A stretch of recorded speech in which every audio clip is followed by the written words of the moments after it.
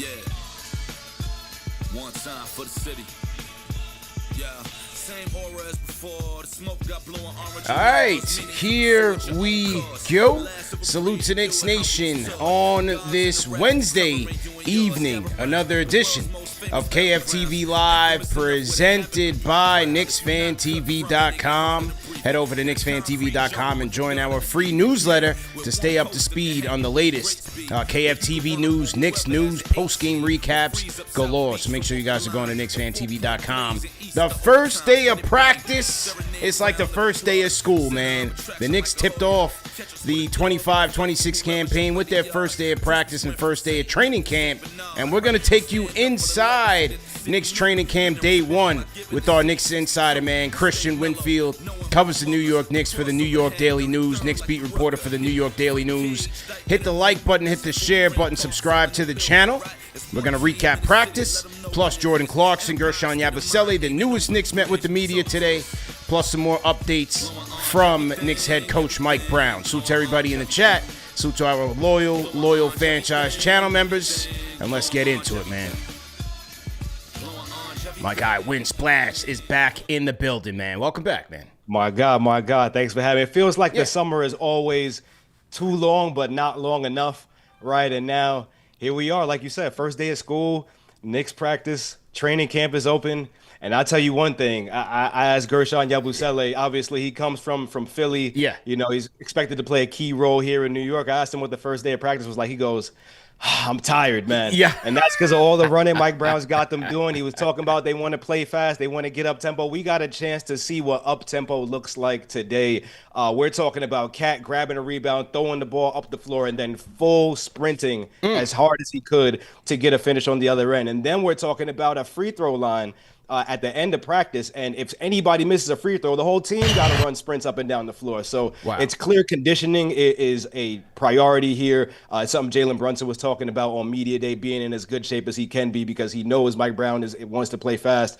We're going to see just how fast this team can be. I think, just from what I saw today, Mikal Bridges is the fastest player on this team. He's the fastest player on this team. He was outpacing everybody. Was he killing him in the sprints? Was he killing him? It was. I'm talking about 3 or 4 full strides ahead of the next person. He was gone. Maybe he was just in the best shape, but I think if you put all of them in a race, Mikal's dusting everybody. Wow. Okay. So Mikal is looking like the burner on the team. I saw Shamet was getting busy in some of those baseline sprints as well, man.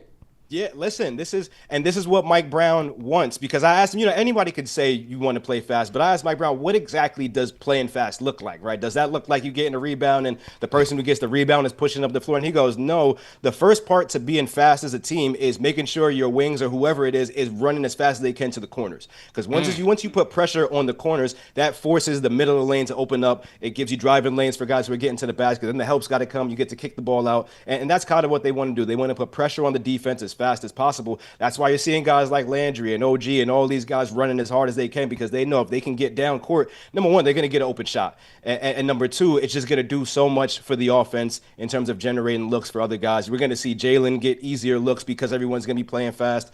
And I'm excited. I want to see what this looks like. I know a lot of people wanted to dig into rotations and starting fives, and everyone's looking into the jerseys and the uniforms they're wearing. None of the starters have been decided yet. But I have a sense that if you want to play fast, and you know how Josh Hart plays, it's a match made for the play style. So we'll see how training camp pans out, but I'm sure we're going to get into a lot. How would you compare it to, last year? You attended training camp last year on the Tibbs. How would you compare the two first days? You know, it's interesting because last year we were in Charleston, right? So you kind of had the backdrop of being on that military campus and kind of just what that meant to the guys. That city and just that campus means a lot to this franchise. So it was a lot of it was a lot there going on. But at the same time, it was guys trying to lock in. And on top of that, remember last year training camp comes, Cat gets traded in the middle of camp. You're still trying to fold in Mikal Bridges. You're trying to do all these things. Now you've got a group that's taken that same continuity and building on top of that. Everybody talks about the new addition additions. And yes, you have a team that was dead last in bench scoring last year. Now you get Jordan Clarkson and Yabusele off the bench. That's going to help you. I think the biggest thing for this Knicks team is you've got the same core 7 or 8 guys, really 7 guys from last year's roster that tasted defeat in the conference finals that are coming back now after a year playing under their belt. Now you got to get used to the new coaching style, but the chemistry between these players is already there. You can see it in how they're talking, just the energy in the building. It's looking like it was a really good first day for the Knicks today. Last year, Tibbs, I believe, like on the wall, maybe it was either Charleston or back in Tarrytown, he kind of had like 10 focus points. Did Brown have any of that? Did he mention any of that in practice? Did he kind of mention his philosophy or his identity to the team? Yeah, he did. I asked him because, day one, it's really hard to ask for a coach to tell you, okay, what are the X's and O's going to look like, right? So I asked him, what's the cadence? How do you want to roll out? When do you want to start locking in some of the more in-depth schemes and whatnot? And he goes, today was really just foundational, but he kind of ran through what he meant.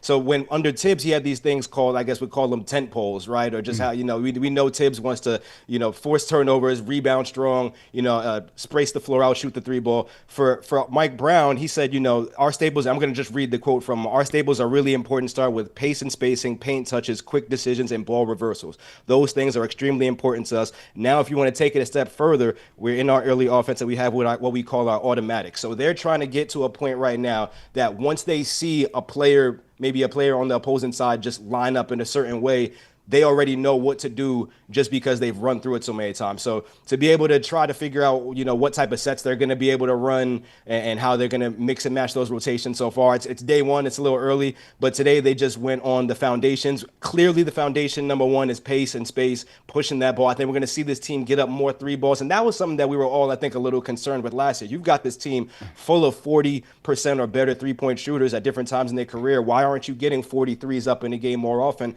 I think we're going to see that 3-ball fly. I think we're going to see Jordan Clarkson let it fly. He let everybody know he was going to let it fly today. I think you're going to see a lot of pace. We're going to see these guys try to get easy opportunities. And the best part about it is you've got the pieces already to turn defense into offense. You've got Mikal Bridges. You've got OG Anunoby. Josh Hart is a fast break to himself. Mitchell Robinson can protect the paint.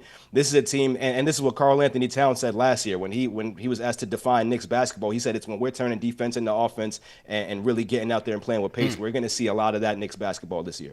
Yeah, I'm excited to hear that. Now, look, Tibbs has always preached that himself. There's one thing to preach it. It's another thing to actually implement it and do it consistently, because that requires, as Mike Brown is showing us, a lot of stamina, a lot of physical strength, and endurance to be able to do that over an 82-game stretch and more. But one thing that I do like, I've been preaching since last year that they got to play faster.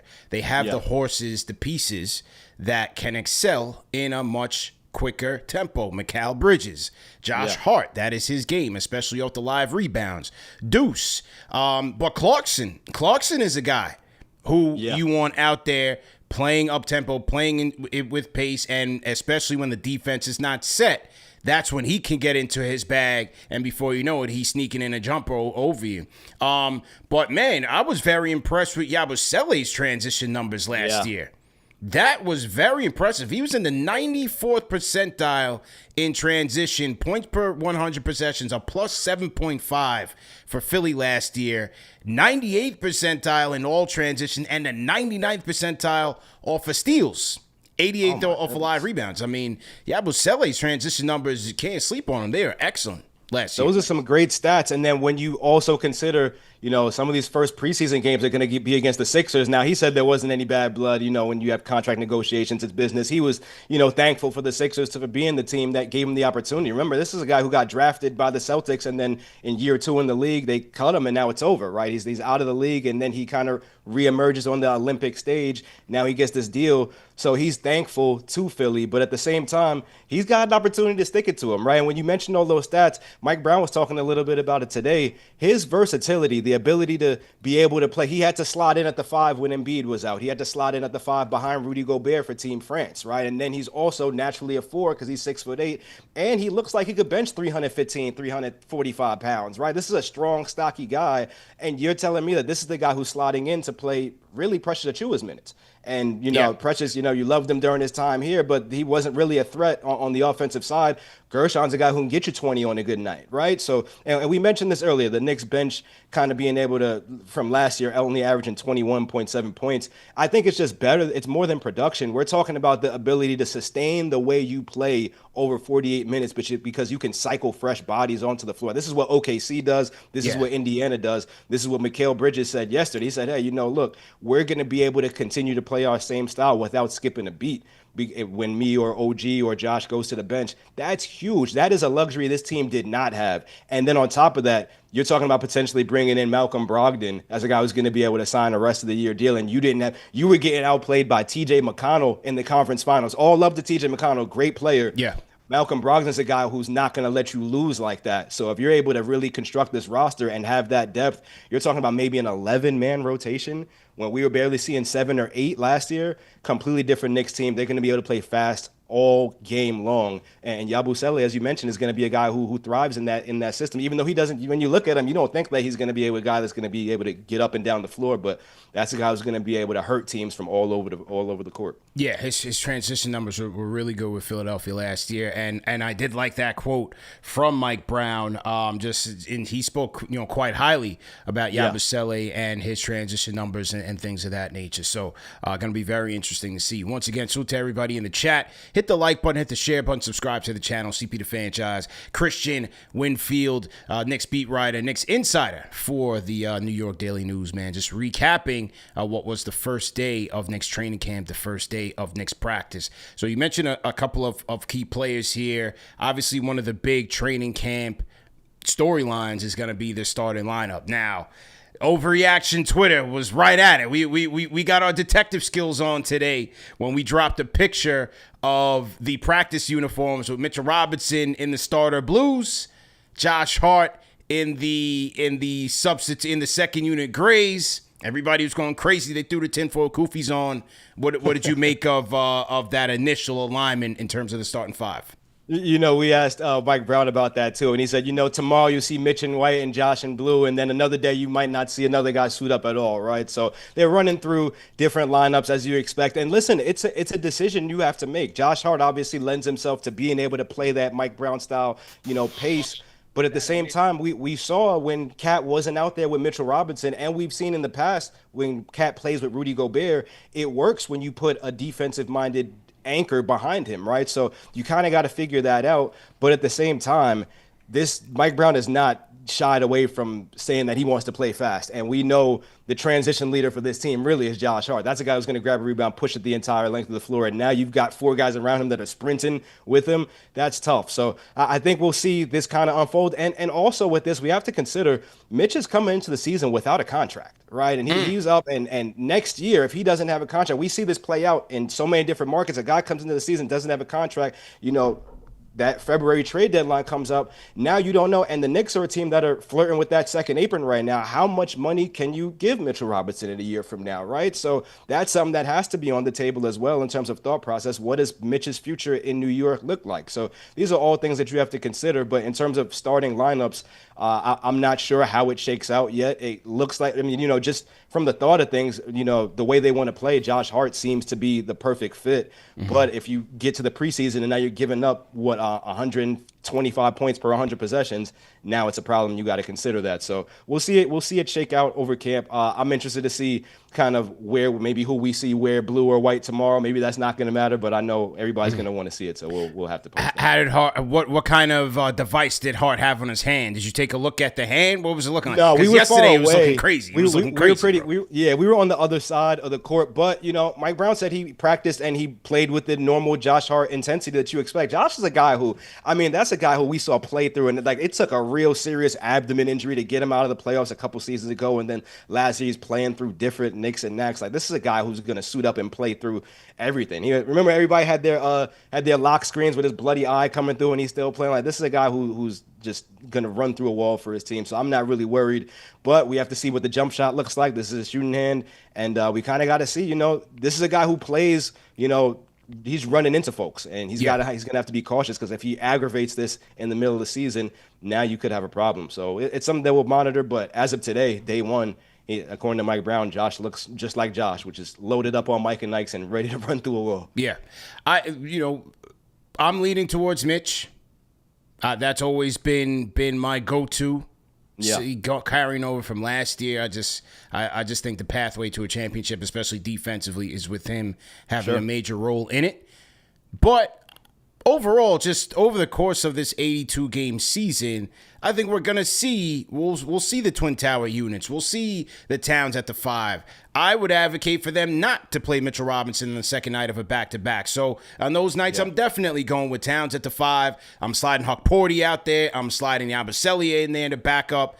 I want to see Deuce out there. Obviously, we know offensively, Deuce out there with them going small provides a lot of benefits offensively, especially if they want to play fast and get shots up in transition. I want to see all of that because you just never know what matchup you're going to be needing, especially in the postseason. So where Tibbs leaned on the original 5 heavily last year, I'd like to see Brown mix and match, especially early preseason, those first 20 games. Let's see some different combinations with the rotations to see who's gelling, who can fit with each other, and who can provide that balance on both ends of the floor.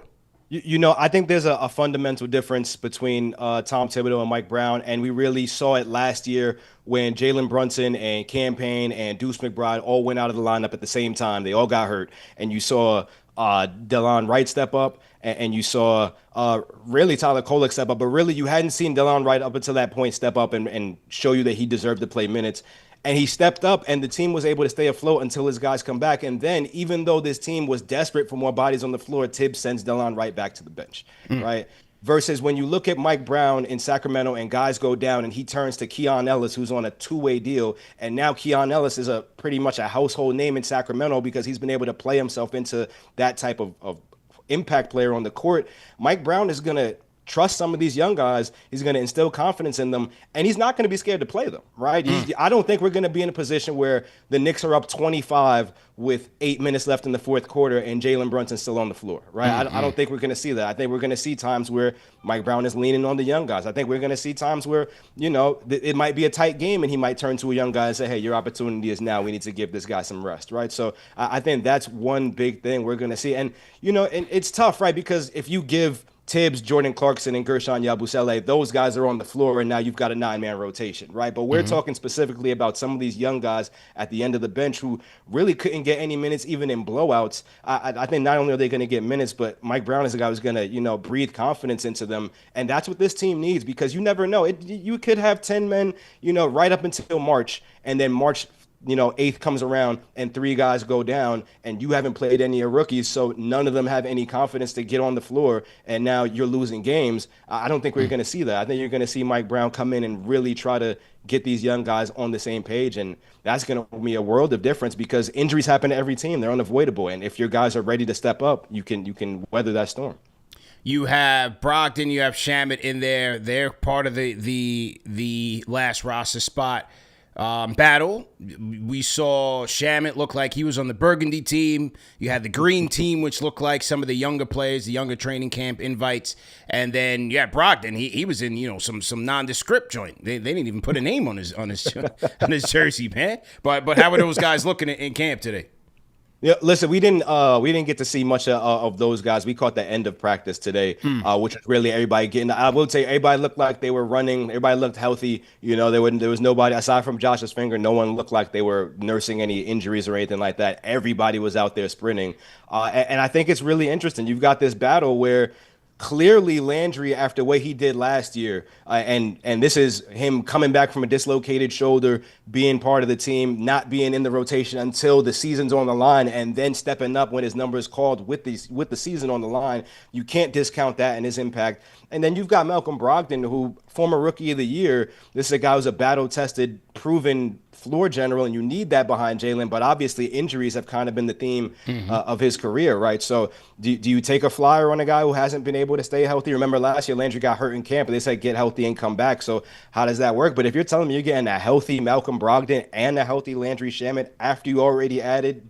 Clarkson and Yabusele, you're talking about 11 guys that you can turn to on any given day, mix those lineups up, and now you can really play your style of basketball for 48 minutes. I think that's the biggest thing right now because all these teams, especially after OKC and Indiana and the way they got to the finals, it's really an arms race right now for depth, right? And if you have that depth, you can really withstand an 82 game season and then 4 rounds of the playoffs. So, I think they're going to be key parts. We'll see how the roster shakes out in terms of guarantees. We know if they're going to sign both of them, somebody's got to go, and that's probably one of the rookies that's at the end of the rotation. Yeah. So it's going to be tough, but those are guys where if this is the Knicks. The Knicks have a 1 year window in my book because everybody's hurt. Next year you're going to have Tatum coming back, Halliburton coming back. The field is going to get crowded again. Right now, if you had to ask me to make a bet, I don't believe in Cleveland like that after what I've seen from the last year. Orlando's too fresh. Atlanta, it would be crazy and poetic if Atlanta comes in and ruins the championship vibes for this team, but I don't see that. And Milwaukee, you got to show me. You can't bet against Giannis, but you got to show me that point guard position can do something. Right now, the Knicks have the best chance to win a title that they've had in at least a quarter century. Yeah. So if you're telling me it comes down to a rookie who's not going to play much or Malcolm Brogdon and Landry Shamet at the end of this rotation, I think we all know what the answer to that question is. Well, for me, if it's Kolek, I'm going with it. I just have a hard time with the Dottier thing, just given the fact that they don't have much promising youth to like lean on. Like, all right, if one of these guys is ineffective and we got to make a move, like we got somebody in the stable, I like accumulating picks and developing. They just hired the Billy Lang to run the whole program. So let me see Dottier get pushed through the program, see how he goes. We have a wing factory budding here. We got Diawara, his countryman, going in. We got Dink Pate coming up in Westchester. Like, I want to see what that looks like. These are very, very young players, man. With potential. Yeah, I was of the belief last season that even if Dottier needed to go through his growing pains, he should have been doing that in garbage time with the regular Knicks roster and not really spending a lot of his time in Westchester, right? Granted, those Westchester numbers weren't that great. Granted, he probably struggled in a lot of those games. We don't know what's going on, in practice and behind the scenes or whatever. But you want a guy to develop at the NBA level in case some of your wings go down so you can turn to him, right? And I think I have no doubt that Mike Brown is a guy who's going to put him on the floor and force him to learn on the fly. And that's the kind of coach you need, right? Especially when you don't have the money to be able to go and sign some of these guys in those spots. That's where the Knicks are right now. You've got to develop your young players, right? It's been far too long for this team to have not been able to draft and develop and keep some of their guys. Now you've got, as you call it, a wing factory. I want to see what it all looks like. I want to see some of these young guys take a next step. I want to see what Kevin McCullough and some of these other guys are going to be able to do on this team. So I don't have any doubt that Mike Brown is going to put them out there. Now we have to see if these guys are ready to match the moment, right? What have you been doing all summer? Are you ready? Because your opportunity wasn't coming under Tibbs. We all knew that. Your opportunity is coming right now. What are you going to do with it?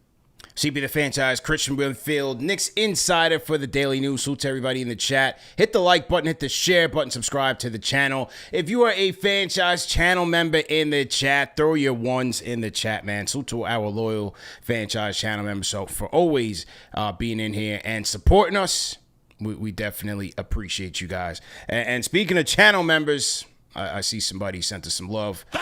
Shout out to our guy LD. He says championship run begins. # move the rock Knicks. Okay, so LD, he's a staunch critic. He's one of my fiercest opponents, Chris, during the regular season, man. He always calls in to challenge me on things. So, I think he's creeping in the shadows. We haven't heard from him in a little while. He's just waiting for the regular season to kick off. And then, as soon as something goes bad, he'll be complaining about something. Russell Whiskey. Shout out to Russell. He says, salute to CP and the chat. And salute to Chris as well, man. Okay. Oh God, appreciate you. Yeah, man. All right, I want to play one or two sound bites from the Clarkson presser. I gotta grab my computer charger. So what I'm gonna do is I'm gonna bring in my guy Yuri from the Discord, and I'm gonna have you take over the show for a hot second, Chris. You and Yuri can go back and forth, and I'll be right there. Yuri, go ahead. You're on the line. Are you there?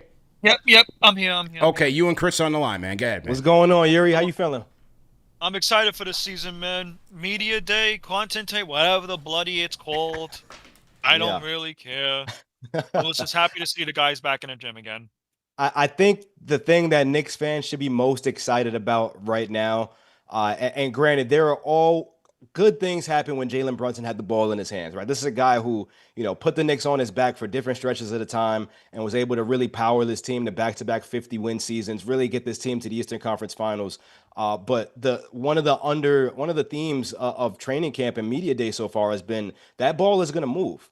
Right, that ball is going to move, and on top of that, now you're creating easier looks for Jalen. Right, Cat said, "Hey, we can kind of use Jalen how the Warriors use Steph Curry, in that he's getting off the ball, then relocating, getting the ball back again, and shooting a cleaner shot." Because remember, as great as Jalen was last season, he had to work hard for his shots. He had to take punishment. He had to, what I'm saying? We talk about the dribble time and the time of possession. These are all, he led the league in touch time and dribbles per touch and all that stuff. But he had to do that so he can get a clean shot because he was the offense. Now you're talking about him getting off the ball, running through. And I mentioned this earlier. I always talk about it. When Jalen was out of the rotation, when Campaign, when Deuce were all out of the rotation, that ball was moving around. You saw Mikal, OG, Cat, all of them go off for signature offensive performances. You're moving the ball off from Jalen. That doesn't mean his production is going to go down. It just means how he gets his shots is going to change. And on top of that, other guys are going to touch the ball. They're going to be able to feel like they're involved in the offense. I think that's the biggest thing. That and Mike Brown, the way he was talking about using Cat more in terms of not just having him in one side of the floor. And we talked to Tibbs about this last year, just the vanilla ways they were using Cat, it became predictable, right? And the way Mike Brown was talking today, he goes, the last thing they want to be is predictable. He's like, we're not always going to have Cat trailing for the three. We're going to have him sprinting in transition, trying to get that finish. We're going to put him on the elbow, making plays for other people. Cat's a great passer, right? Some of his passes are a little crazy, right? And, I'll call a spade a spade. Sometimes he's throwing an over-the-head pass, and that joint's sailing over the next guy's head. But Cat's a gifted passer, and now Mike Brown's going to put him in different spots on the floor, both to play, make, and shoot. So many reasons to be excited about this team, but I think we're going to see a different brand of offense this year. And at the end of the day, Mike Brown said this too, the ball's going to be in Jalen Brunson's hands, and he's going to be able to do what he does best, and that's win ball games. As he should be. As it should be. Yeah. As it should be. And my take on this whole thing is that the team looked more united when we were looking into the practice as well. They were cheering on for making free throws that they didn't have to sprint down. And I remember clearly free throws were a big aspect in why the Knicks lost certain key games. Yeah. That's fair. That's fair. Whether it was fatigue, whether if it was tired legs, fine, whatever. I really don't care. But those free throws cost us a lot of games that we should have won. I think that's something very important to highlight. And you also had the report early in the year when Tibbs got fired about not doing practice. Now, take with that report what you will. I don't really buy it. But if it came from Ian Begley, I certainly do believe it. That's the first thing. Second thing is that ball movement. It's been talked about all of last season under Tom Thibodeau. Like they used to do it in the first half of the season. Then all of a sudden when Jalen Brunson dribble. And Chris, I agree. Jalen Brunson literally carried us to the finals. Let's not sugarcoat it as much people don't like to admit it. Brunson carried us to the finals. ISO ball got us to the finals, but it didn't get us to the NBA championship. And that's why Tibbs got rid of. Now, reports about Tom Thibodeau being rid of, we all talked about it in the last few months, which is going to go, but that's then, this is now. Mike Brown, we all heard it in a training camp, push, you got to push. Yeah, that was from Chris, man. That was from Chris. I was hoping we would get a turn on them Jets moment. It'll come. I'm going to ask him about that tomorrow. Yeah, man. Yuri, appreciate the call, man. Shout out to Yuri. So I guess he was talking about just getting Brunson more involved in the offense and the off ball situation that Mike Brown was speaking on, right? Okay. Yeah. So I think we're going to just see a totally different. Maybe not totally different because we still have to see this team kind of implement some of this stuff. But just in terms of pace, in terms of moving the ball, spacing, I think we're going to see them shoot more threes as we talked about earlier. I think just Cat was just underutilized. That's the only way I can put it. Either underutilized or misutilized. But the way he played, he averaged 24.4 and 12.8 or whatever it was, but it didn't really feel like he was being used to his maximum abilities. I think we're going to see him take another step this year for sure. That is true. And at the podium today, we had the newest Knick, one of the two newest Knicks, Jordan Clarkson, meeting with the media today. Just going to play a couple of sound bites and just want to overall just get your thoughts on Clarkson. Obviously, you asked a couple questions of Clarkson as well. So here was Jordan Clarkson on why he chose to come to the Knicks. Two sound bites that I'm going to play on that note. Here we go.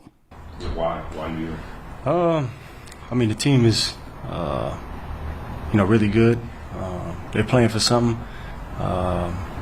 These guys I watched a lot during the playoffs and during the year.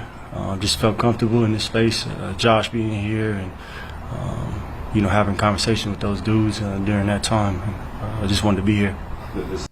That was, I believe that might have been Trilogy. It might have been James Edwards or Bondi. And this was Begley's. I asked that question. Oh, that was you. That was you that asked that. Yeah, Okay. yeah. Okay. And then this was a follow-up from Ian, I believe, in terms of the if he had competition to come here and, Right. ultimately more on his decision. Here we go.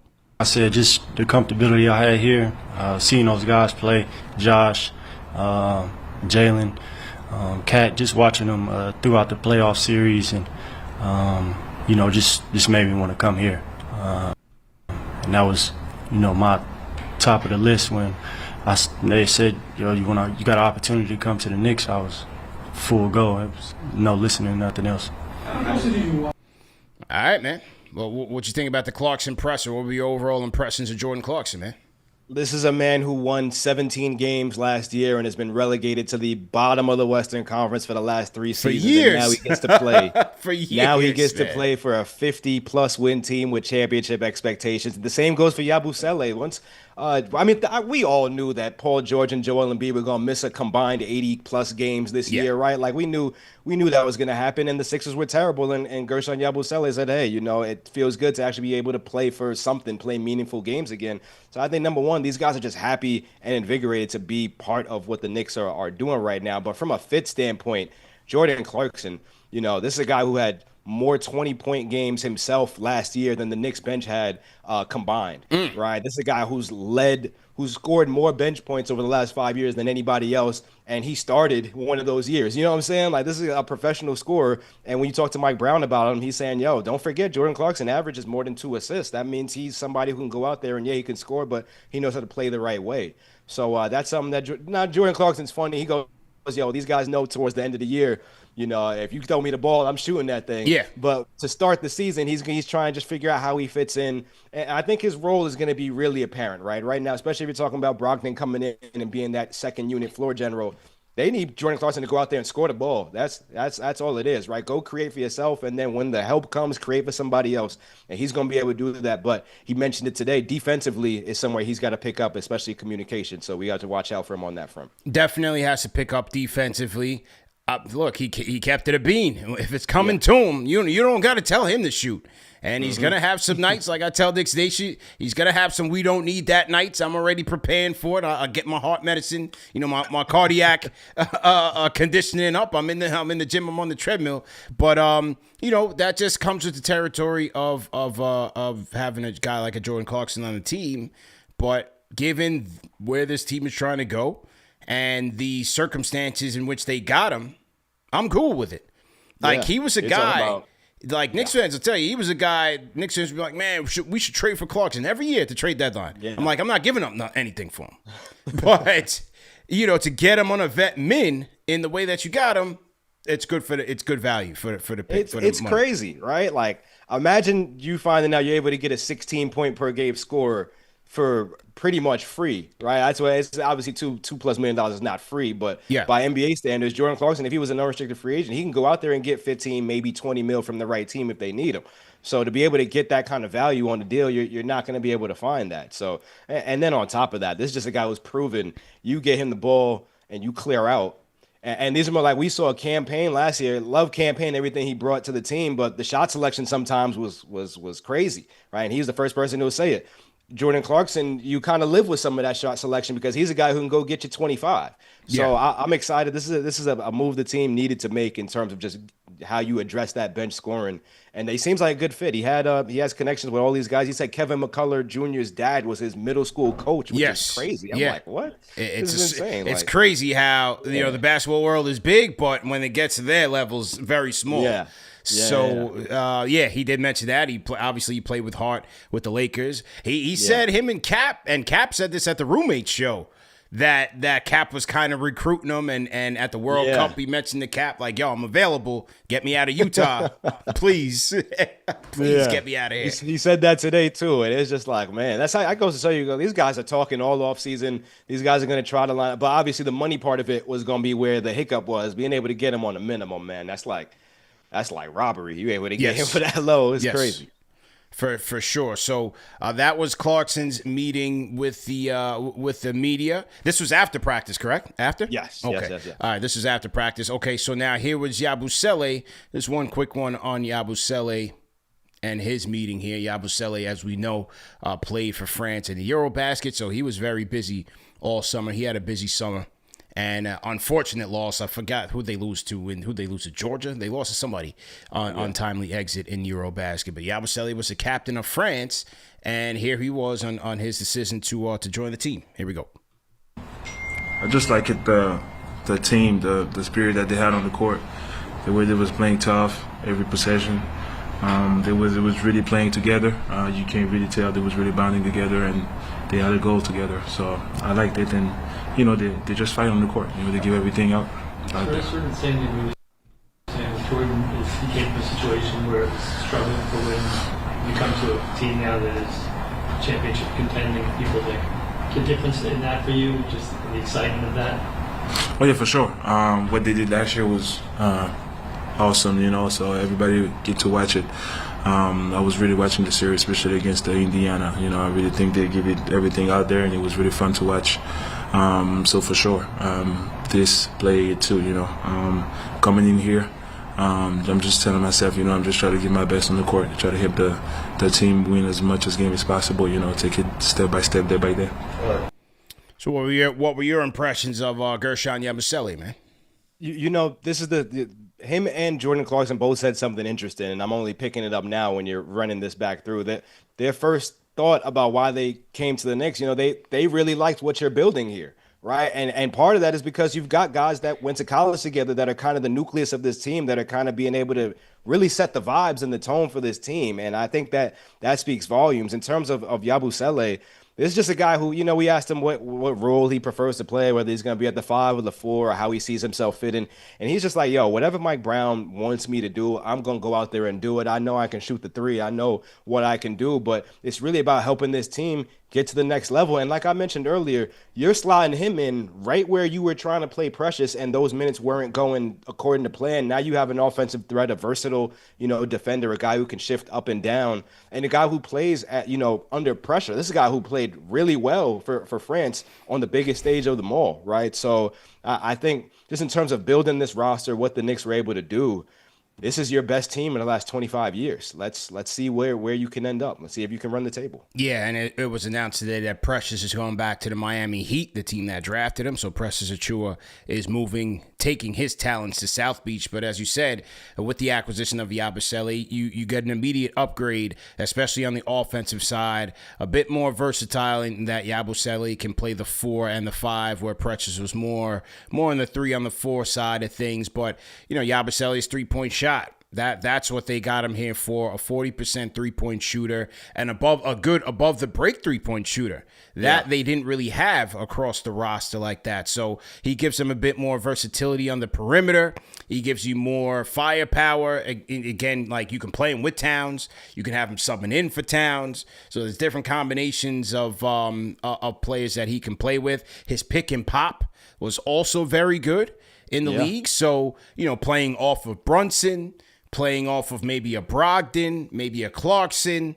And again, in transition, we talked about his transition numbers coming into the show. They were at the top of the league, one of the best in the league in transition play. So I think he's going to help this team in a lot of ways, man. It's one of those things where it's like you have to just look at the top 11 players. If we're projecting that Brogdon and Shamet make this rotation, 10 of them are knockdown three-point shooters, right? We're talking about the only one that's really not a knockdown three-point shooter being Mitchell Robinson, and everybody else, even Josh Hart's got seasons where he shot 39, 38%. Everybody else is consistently in that 35 and up area. And now you're talking about playing fast, and you're talking about adding Yabusele, who's a guy who can space the floor out from the 5 and all this. Like, we're going to see some modern day Knicks basketball. I think kind of last year, the last few years, we kind of seen them grind the ball into a standstill. Really, it wasn't really. We'll call it aesthetically pleasing offense, right? It was just, let's dribble, drive, kick it out, and let Jalen go to work. Now I think you're going to see something close to maybe what the Warriors run, right? Something close to moving that ball around, everybody, ball movement and player movement, turning defense into offense. Yabusele is going to be a big part of that. But this is a team to, and I try not to get fans overly excited or overly optimistic because anything can go wrong at any time. And now you're back at square one. But if I'm a Knicks fan, I'm more excited about this team than I've been of any Knicks team since we last won a title, right? Or last got to the NBA Finals. And, they've got a chance. It really boils down to now playoffs, matchups, and can you compete with OKC? Because I don't think anybody's got anything for OKC out west. I think it could end up being them going back to the finals. Yeah, good points. Good points there. Salute to everybody in the chat once again. Hit the like button, hit the share button, subscribe to the channel, man. We got our guy, Christian Winfield, Knicks insider for the New York Daily News, man, just giving us the inside of the Knicks' first day of practice. We're getting closer and closer to the start of the regular season. Knicks will be headed out to Abu Dhabi to play the Sixers on Thursday the 2nd, and Saturday the 4th. We'll have end-to-end coverage, play-by-play, and post-game live, overreactions, all of that right here on Knicks Fan TV. So make sure that you guys hit the like button, hit the share button, subscribe to the channel. As I mentioned, today's show is brought to you guys by KnicksFanTV.com. Head over to KnicksFanTV.com where you can get the latest merch. We see tonight's merch is the For the Fans, By the Fans t-shirt. We got the KFTV snaps, all new era, of course. You got the New York versus the World joints. Oh, that's all tough. New era. I ain't even going to hold you.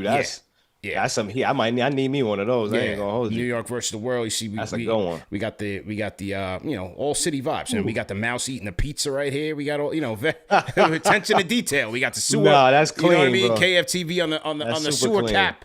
You know what I mean? So yeah, we got that. Plus, remember what we are giving to the fans this year as a free resource. We have the entire Knicks schedule programmed as a calendar notification to your phone. If you have an Android device, if you have an Apple device, get your calendar notification just like you do on a regular basis, but it has the entire schedule programmed.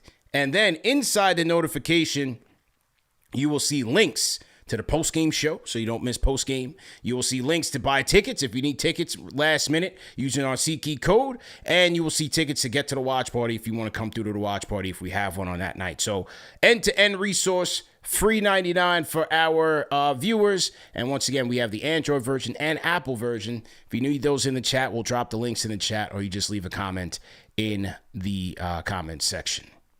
Okay. We cooking up, bro.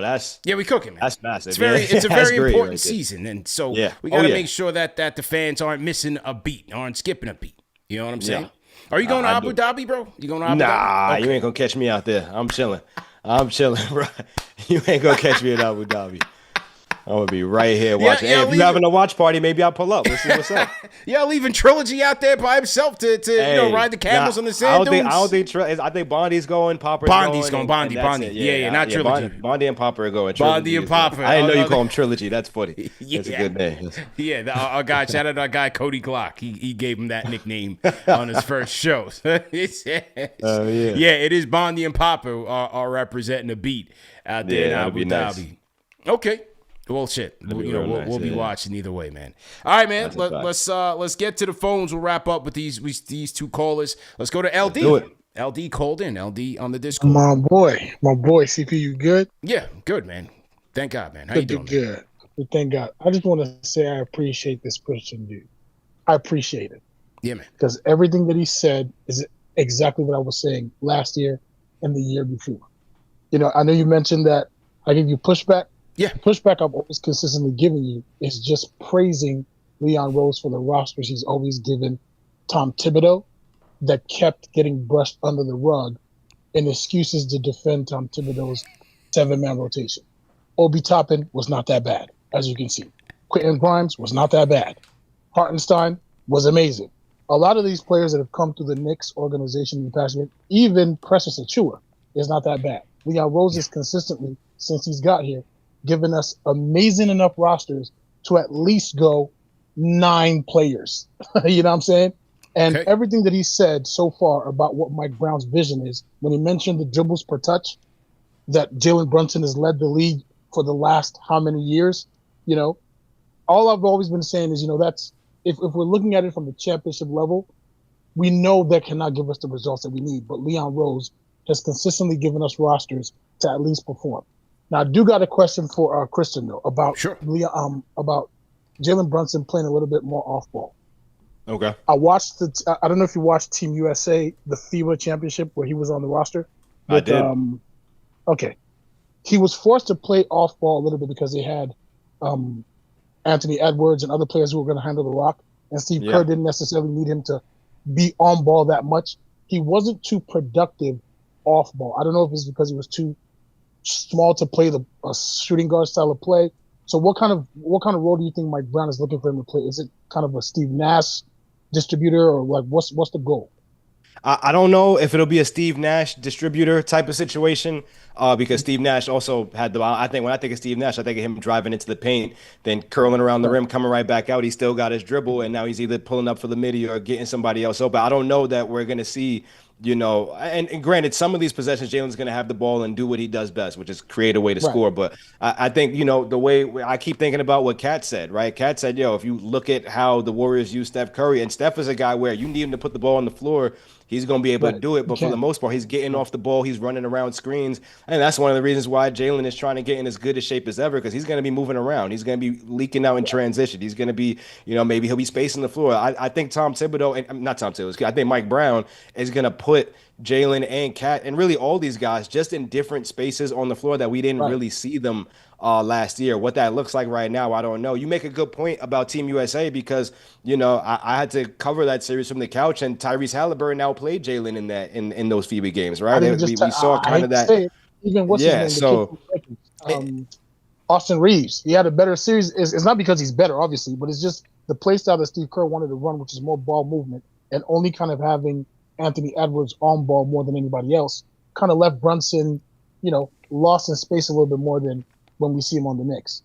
Yeah, that's fair. That's fair. But remember, that's just a small sample size. Now you have a training camp a whole year to kind of figure out where you're going to get your shot. So I think it'll be and remember, they spoke about this a little bit. We heard Jalen saying, hey, I need to get off the ball more. But in reality, you're already kind of in the playoff trying to make a push. You can't change your play style now. Now you've got a whole offseason, a training camp to kind of try to work some of these adjustments. And I think it'll be fun. Yeah, and I would say, like, yes, I agree in that, in the World Cup, it wasn't his finest performance, but that's also him playing alongside stars who, deserve the usage that they're going to get, right? And that they're going to do something with it that you can trust.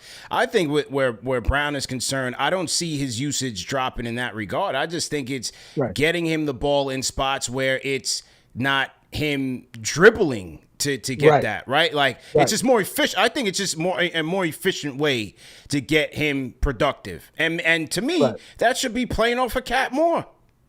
Right. That should be more two-man game with Karl Anthony Towns. I agree. And to kind of, before I go, I want to say, because I know the conversation is Josh Hart or Mitch, I'm going to close out by saying this. Kevon Looney is a 3-time champion playing with the Warriors. JaVale McGee is a 3-time champion, twice with the Warriors and once with the Lakers. No one can convince me that they are either better or that much better than Mitch, right? Mitch, in the last 5 years, played in a system that ranked dead last in pick and roll for the roll man. I mean, if the argument is that he doesn't have an offensive game, neither does McGee really. Neither did Tyson Chandler really. Neither did DeAndre, what's his name, Jordan. Neither did Kevon Looney. All these dudes are champions.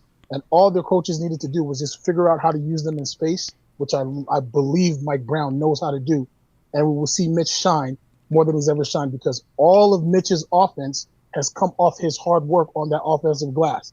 So I'm looking forward to Mitch shining. And as he said, going 10, 9, 11 rotation. We've got the squad. Thanks to Leon Rose. Thanks to the Knicks. As he said, this is the most excited I've been. So you're not going to hear me complain too much, because my complaints were about us underutilizing our skill set. So, that's what you got for me. I'm going to holler at y'all. LD on the chat. Rate that call in the chat. LD makes his return. Hey, and he made some good points. Yeah, he made some really good points. And listen, Knicks fans should be excited. You've got this is your time right now. This is your window wide open right now. You've got the green light. You've got the roster. You've got the leader. There's nothing that the arguments that Jalen Brunson can't be a championship level point guard, those went out the window. You know what I'm saying? Like, this is a guy who you can win with, and you gave him so much help, and the field is open. If I'm a Knicks fan, that looks like a championship to me. Yeah. So we'll see. We will see. It's truly exciting times, man. Shout out to Charles Rainey, franchise channel member as well, $5 super chat, and the leader of the chat on the leaderboard, man. Charles Rainey is killing the chat right now. Says salute to KFTV family. How nice was it to hear Coach Brown break down the offense versus the game tells you what to do. So amazing. For health. Let's go. I'm the one who asked him that question. I asked him, you know what I'm saying, how do you plan to install your offense? And I wasn't expecting him. I was thinking he would say, you know, today we'll do this, tomorrow we'll do this, by Friday we'll do this. He, open book, tells me everything he's trying to install today, why he's trying to install it. And I'm like, man, this is like real insight into what type of team we're going to see. And the fact that, hey, look, it might not be pretty out the gate, right? Like, they've got to figure all these things out. They want to be able to not have to rely on sets, like kind of how you hear guys talking about read and react based on what the defense is doing.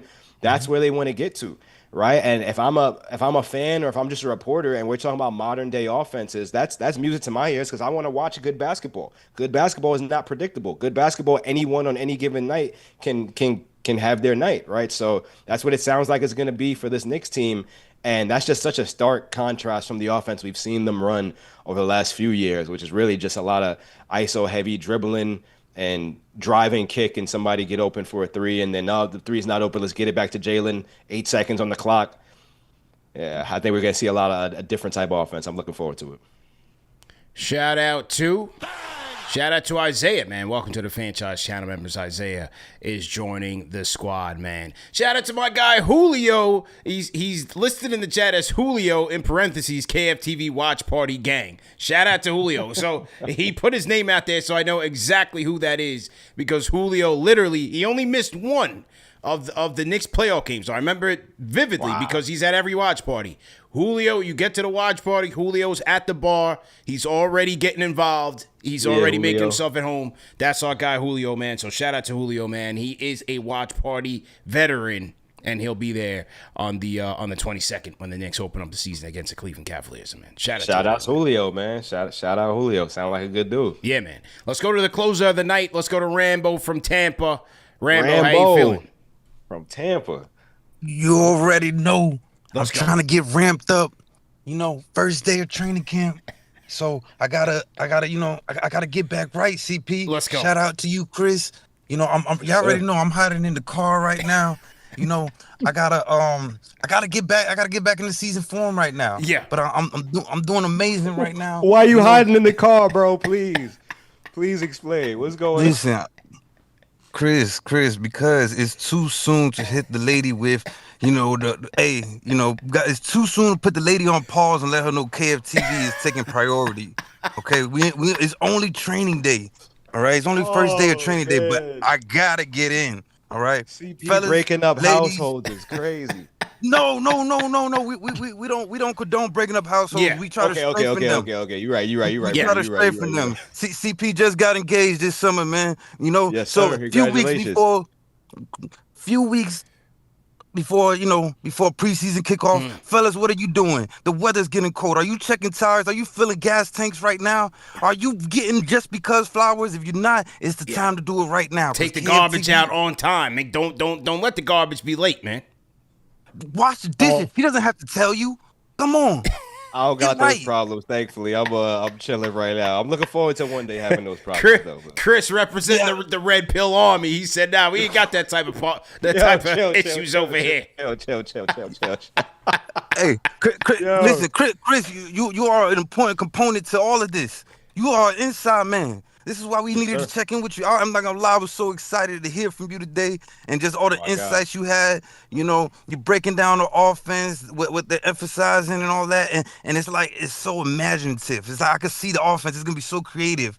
But truthfully, to be told, while I have you here on the line, I wanted to ask you, right? Sure. Because I always felt like we had the right players in place to be a better defensive team. And Tibbs really handcuffed us, playing a lot of drop coverage and a lot of, old school defense. Was there any type of emphasis on defense today, or was it just the first day and we're getting too excited?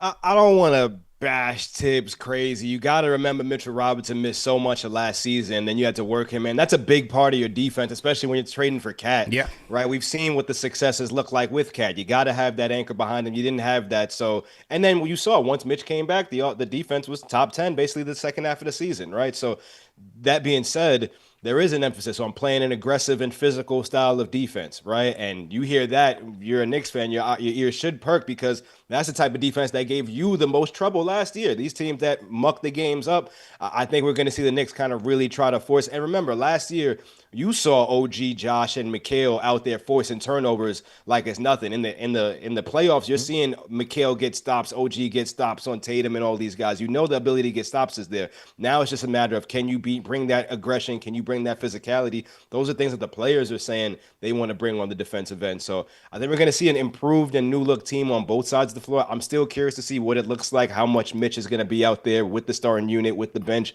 what those combinations are going to be like, because we saw what happens when Cat's the only big out there. Unless you're changing the schemes, something's got to give. So we'll see how these things shake out through training camp and preseason. But from so far, these guys are talking about playing physical, aggressive defense, getting out, turning that defense into offense, and then playing fast and free. And if I'm a Knicks fan, that's music to my ears because that's not a lot of what we saw last year. Facts. No, facts. And just to clarify, I'm not a Tibbs hater. I wasn't bashing Tibbs defense because he always had some guys going out there right. All right. I appreciated Tibbs, but I didn't like the drop Tibbs coverage. I felt like he. Mm-hmm. And a lot of people, you look at what happened in Golden State where Mark Jackson got the team to as far as they could go, and then you bring in Steve Kerr and he's able to get you over the hump, and now you're looking at a dynasty. Can the Knicks become a dynasty? We'll see. They surely have the pieces to do it. Where you're talking about kind of just the year outlook of the payroll. If you're able to keep this core together, you're able to do it.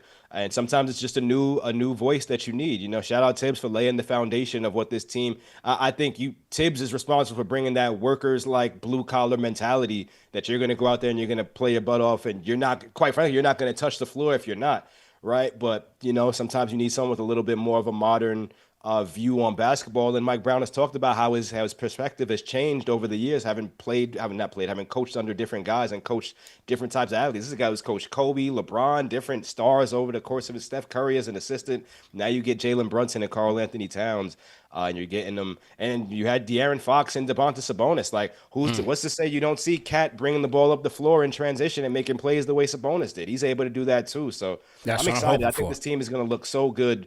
When I think it's going to be maybe a little iffy, maybe in October, November, come December, January. I think this team is going to be kind of, remember how the Cavaliers were kind of just buzzsawing people? Off games. I think that's on the table for the Knicks come January. Let's get to it, man. Rambo, man, we'll holla, man. We'll catch up with you on the next lunchtime grind, man. Shout out to Rambo. Yes, sir. Salute. Yes, sir. Salute to Rambo, man. Chris, what do you got on deck? Anything else on deck this week? Tomorrow, I'm gonna file that piece on what we know and what we don't know about Mike Brown's offense, right? Like these are things that he's talked through, but I kind of want to get a player's perspective on some of the things that they're trying to establish earlier into camp. And then after that, we got Mitch coming to talk soon too, and Mitch is a big piece of what's going forward. I want to know what Mike Brown thinks about him, about how he fits in this up-tempo offense that he wants to run. And we know how important Mitch is to this team. So yeah, those are some things I'm working on right now. Yeah, and one thing with Blockness, man, it seems like he felt a little underappreciated. Sure. When he came back and helped his team in the playoffs. He mentioned it a couple times on KFTV as well. Like, yo, listen, man, like, if it wasn't for me, we wouldn't have got that far.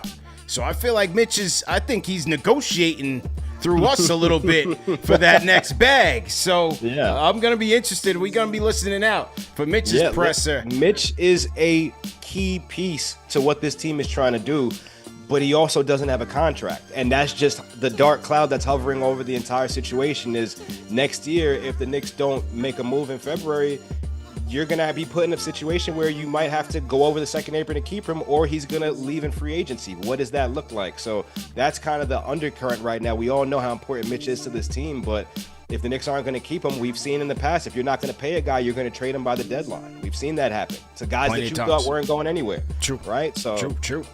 It's a business. We'll see what they decide to do. It is a business, man. Well, great job today, man. We'll be listening out. We'll be bringing you back on, man. We need these reports. We need the insider track, and you're getting us there, man. So great job. Year 2 for you.